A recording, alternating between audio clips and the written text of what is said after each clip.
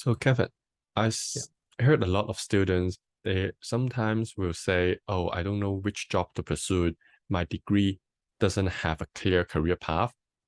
It's kind of like science, um, humanities. There's no a clear occupation following the degree. And a lot of times students will say they don't know what they're good at, what kind of jobs they're interested in because they haven't experienced that before. Maybe the internship is just a few experience that doesn't give them a lot of first-hand experience, or maybe the scope is a bit narrow. So in that case, what would you usually advise students if they just don't know what jobs to choose, don't know what they're good at? Yeah. Yeah, that's a very open question. Probably one of the favorite question I get from students because they just say, Kevin, I don't know. Just give it to you and say, can you figure it all out for me? so, uh, so I didn't know how to answer the question when I first started doing this. But eventually I worked out a little formula what I'm going to share with you today. So I asked two questions, and the first question is, what is it about a job that is important to you? What are the most important three things, let's say, about a job that you think is really important? So maybe, if I ask you, Francis, you might say something like, well, I want a job that, I find meaningful, that I'm interested in. That's number one. That keeps me learning, And number two is you want to work with people that are creative, let's say. Okay. And number three is you need a certain level of financial remuneration to keep you happy. It doesn't have to be a very high pay, but there is a line you're trying to achieve. Okay. So let's say those are the three things. And I said, okay, well, let's look at some of the jobs and see how well they match up, right? So then you have a universe of jobs. And by that, I mean, I do not focus on the industry. I just focus on the nature of the jobs that suits your requirement of what to you would be an ideal job. And because you just now brought up a good point, students doing arts or humanities studies or business, which is not technically aligned to a particular discipline, right? Can actually be an advantage. They can do many things if they open their mind to accept those things. I think it's two ways. It's not just about whether those industry will take you in, but it's also about whether you are open-minded enough to say, well, I can give that a try. Okay. And so I think it's important that you kind of know what you want from a job. Okay. And then you then put that filter onto the jobs that is available. And then you just get a bunch of jobs that fit that filter, first of all. Okay. So now you might have like 80 jobs that fit those filters, right? From various different industry. So let's not judge it yet. Let's not judge whether you like it, whether you'd be good at it. No, let's not put that in yet. So let's put it aside. Okay. Now to ask you the second question. So, and this is focusing on your interpersonal skills. So I don't really care about your technical skills or discipline. And what do I mean by interpersonal skills?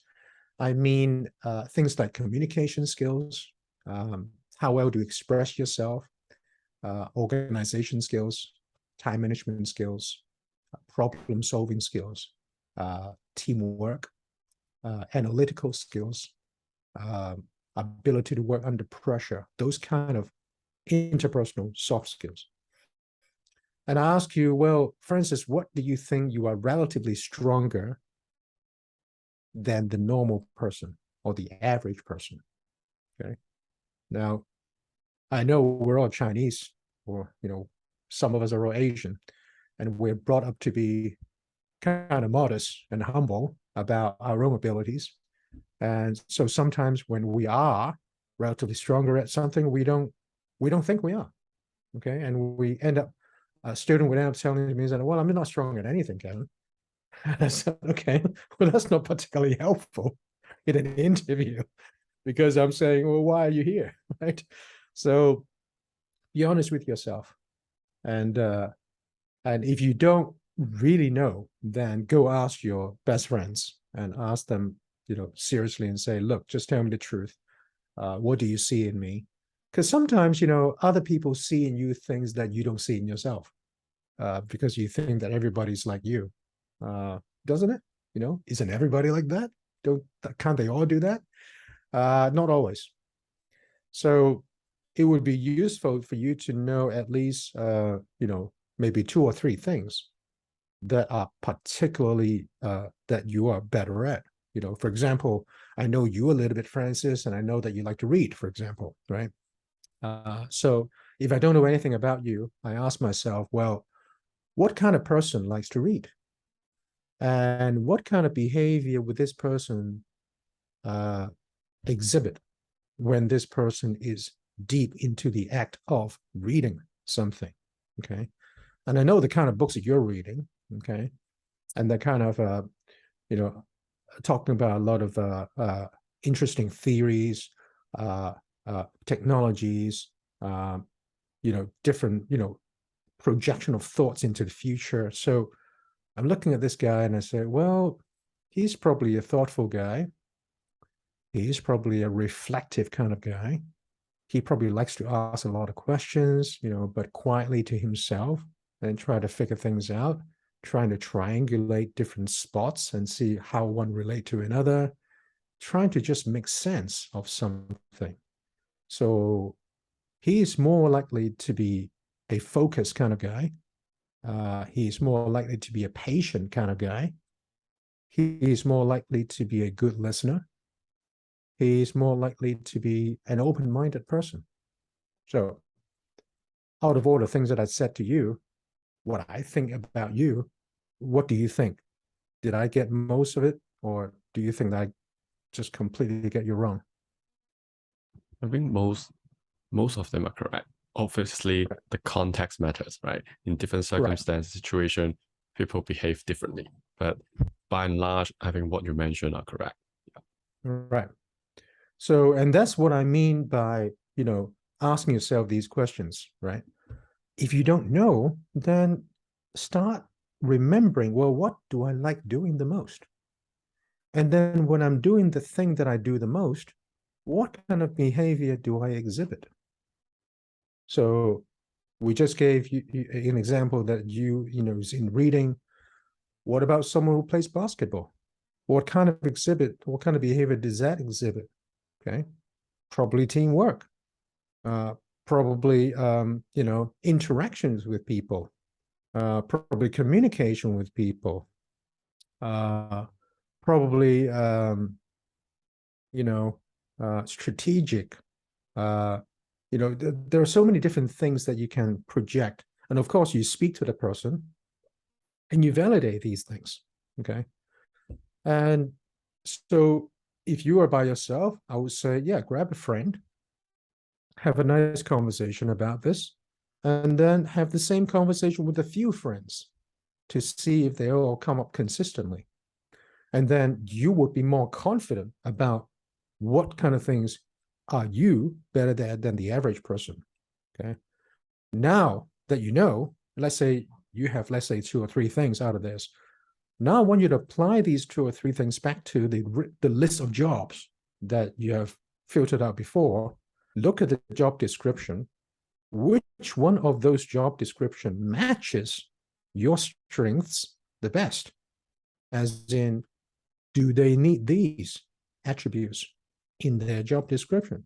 And if they need them and you have them, and the job offers the condition that you find favorable, then I think is a nice first step in trying. May not be the job, but you can effectively filter down from, let's say, 80 or 90 different positions in different industry, all the way down to maybe 10. And then you can just focus on researching, right?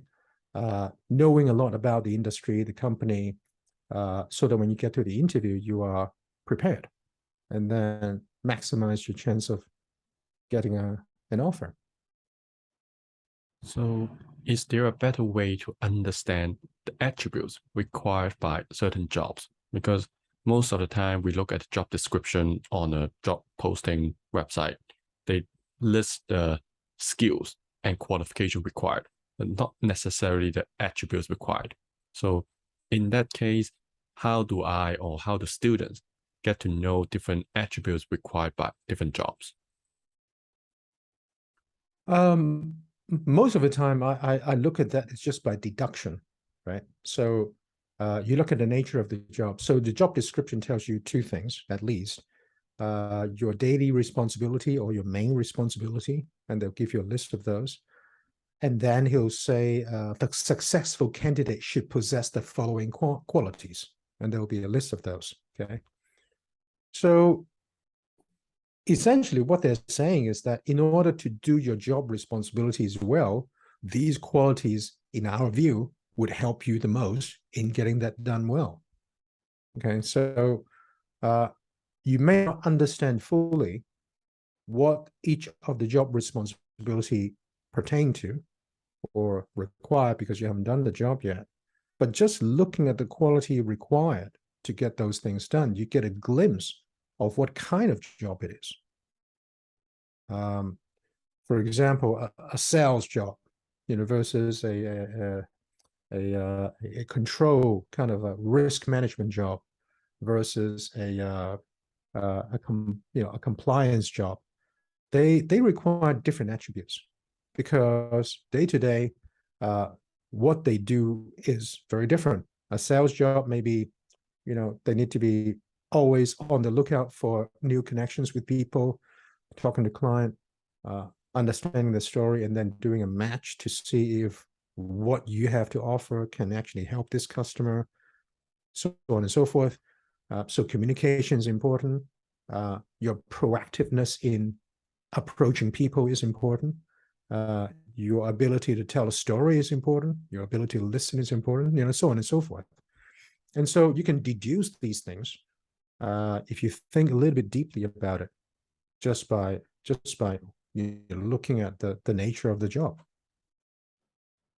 And Kevin, since we are on this topic of interest, attributes, and the jobs, so if we flip the question, now let's say I have a particular interest in a certain career, certain occupation, but after examining my attributes, I realize that they don't really align.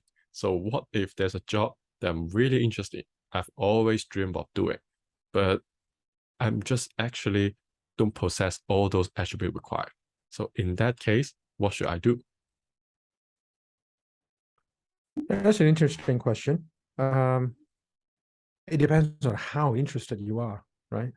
And the reason is whatever skills that you don't have essentially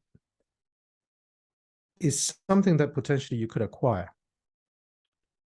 And the process of acquiring the skill, if you're not good at it and if you don't have it, you're probably going to struggle acquiring the skill. In order to actually acquire it, to make yourself competent, you have to demonstrate more than the average person's commitment to learn that skill.